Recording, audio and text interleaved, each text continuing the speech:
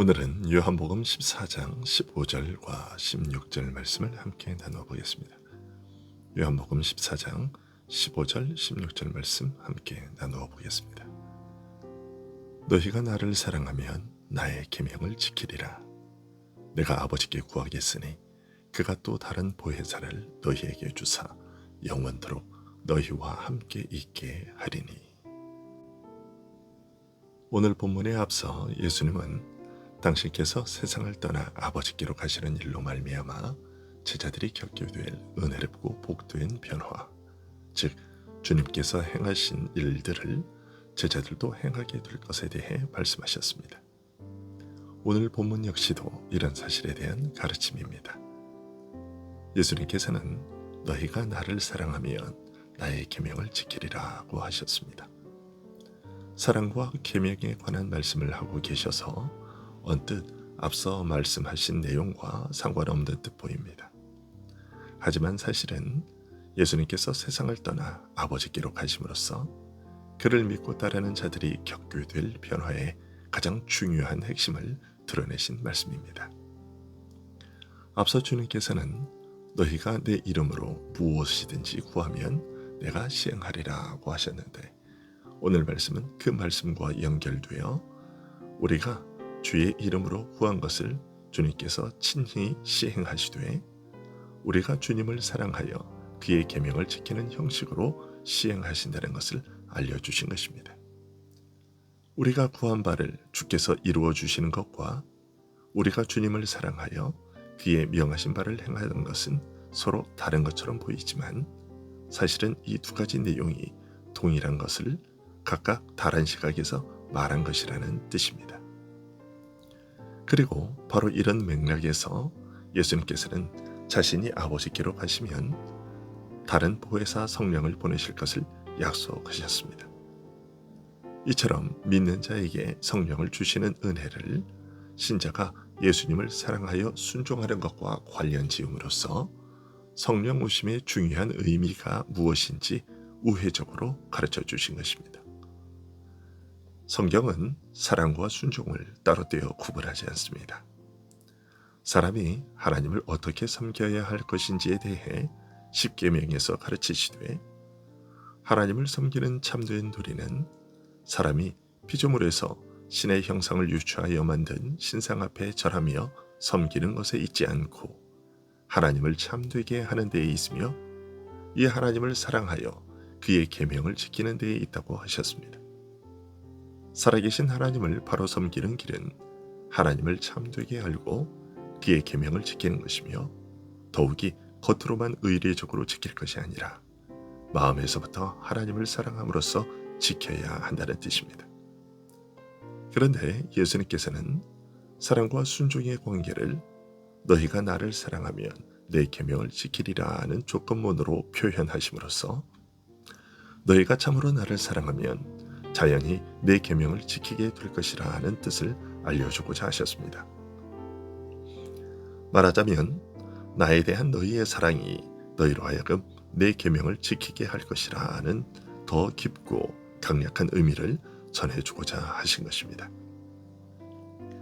그리고 이어서 내가 아버지께 구하겠으니 그가 또 다른 보혜사를 너희에게 주사 영원토록 너희와 함께 있게 하리니 라고 하심으로써 성령을 보내주시는 이유가 우리로 하여금 그리스도를 사랑하여 그의 계명을 지키게 하기 위해서라는 것을 알려주셨습니다.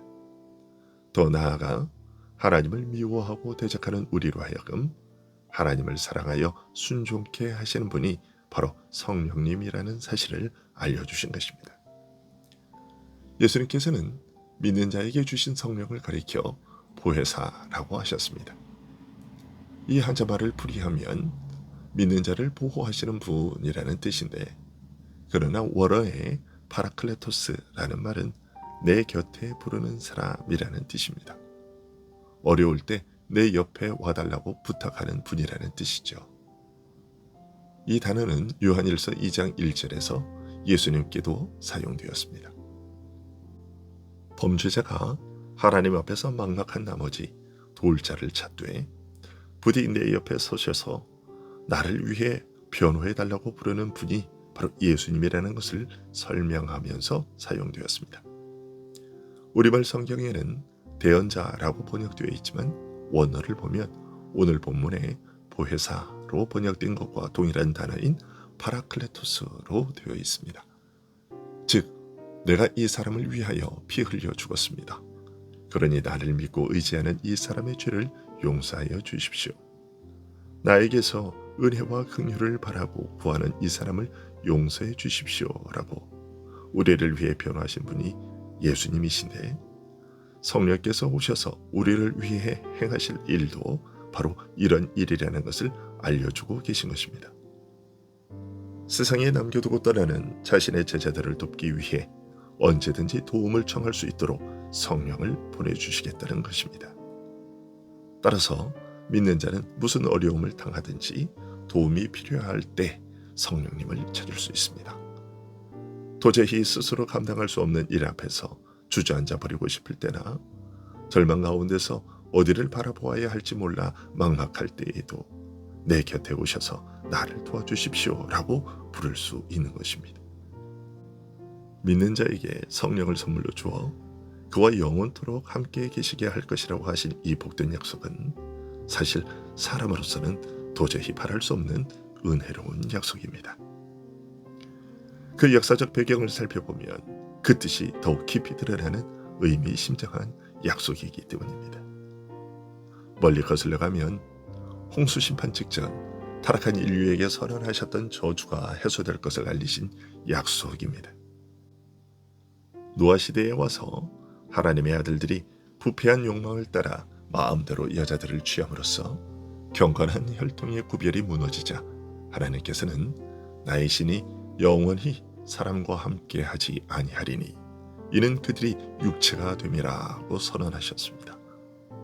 이제는 성령께서 사람과 함께 계시는 은혜를 아주 거두어 버릴 것이라고 선언하신 것이었습니다. 그런데 오늘 본문에서 예수님께서는 성령을 보내어 그로 하여금 신자들과 영원토록 함께하게 하실 것이라고 약속하고 계신 것입니다. 즉, 노아 시대 때 선언된 그 두려운 저주를 이제 예수님께서 해소하실 것이라고 약속하고 계신 것입니다. 하나님을 부인하고 거스르는 세상 가운데서 하나님의 이름을 부르며 평생을 하나님과 동행하며 사는 경건한 삶이 다시 회복될 것을 알려주신 것입니다. 예수님께서 친히 자신을 죽음에 내어주심으로써 죄인의 죄를 사하여 정죄와 심판에서 구원하시며 이처럼 그의 피로 정결하게 하신 신자 안에 성령으로 하여금 우리 신자에게서 영원토록 떠나지 않고 우리 안에 머물러 계시면서 우리의 부패한 성품을 극복하고 성령의 소욕을 좇아 살게 하심으로써 거룩한 삶을 살게 하실 것이라를 알려주신 것입니다.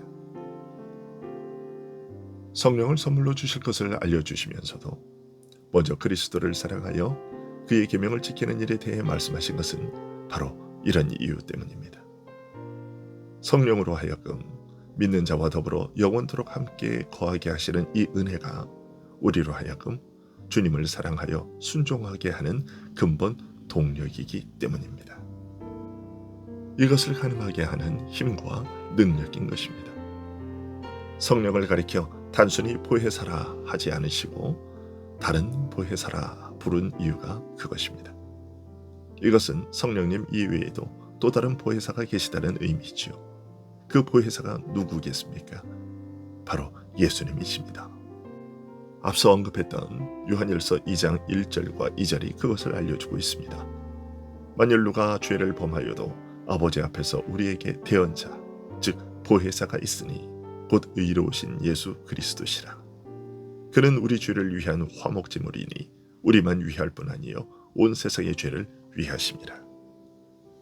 예수님께서는 범죄한 죄인이 하나님 앞에서 정죄와 형벌에 대한 두려움으로 떨 때에 자신의 힘으로는 감당할 수 없어 절망주에서 도울 자를 간절히 찾는 죄인을 위하여 하나님 앞에서 힘있게 변호해 주시는 변호사이십니다.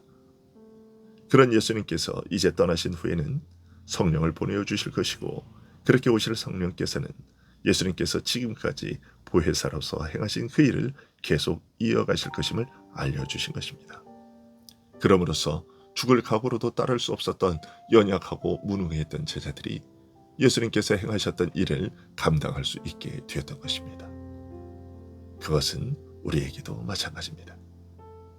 우리 역시 선물로 주어진 성령님으로 말미암아 주를 따를 수 없었던 연약함과 무능이 극복되며 예수님께서 행하신 바로 그 일을 행하게 될 뿐 아니라 그보다 더 큰 일도 행할 수 있게 되었습니다.